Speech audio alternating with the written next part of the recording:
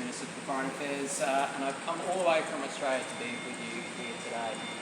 This is my first visit to Lebanon, but I almost feel like I know the country as in Australia 250,000 of us have Lebanese heritage. So already talking to my constituents, I feel like I know the country very well.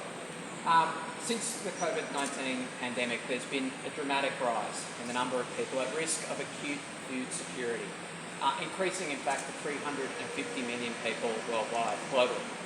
And Australia is deeply concerned about the impacts of these trends. Son? Oh. Hey, well, let me start again. My name's...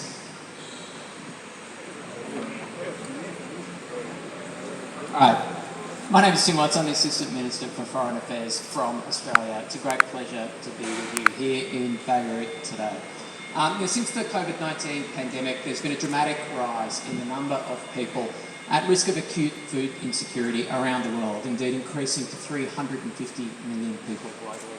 And Australia is deeply concerned for those impacted by conflict, by those experiencing hunger, and the consequences of crisis on global stability and security. And in Lebanon, the devastating economic crisis has pushed many families into poverty. Food prices have increased more than 2,000% since 2019. A third of Lebanese people experience food insecurity, as well as close to half of Syrian refugees in the country here.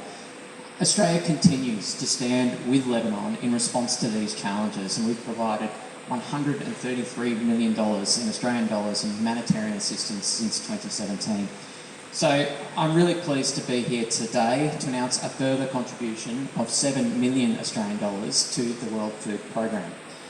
The World Food Programme has been a long-standing partner of the Australian Government and is providing essential life-saving assistance to millions of people in Lebanon. And our funding will assist Lebanese people, Syrian refugees and other vulnerable populations in the country who are struggling amidst the current crisis.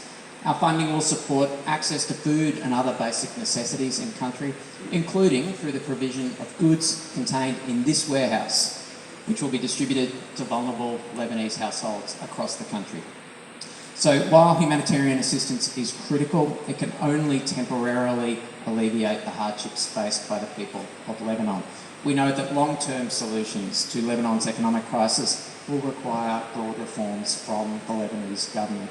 And as part of my meetings with Lebanese officials during my visit, I continue to call for the election of a president and for the formation of a government who can implement the reforms that are so urgently needed to address this economic crisis. We know that the people of Lebanon cannot afford to wait, but I'm very pleased in the interim to be able to offer this financial support for the World Food Programme to help the people of Lebanon. Thank you.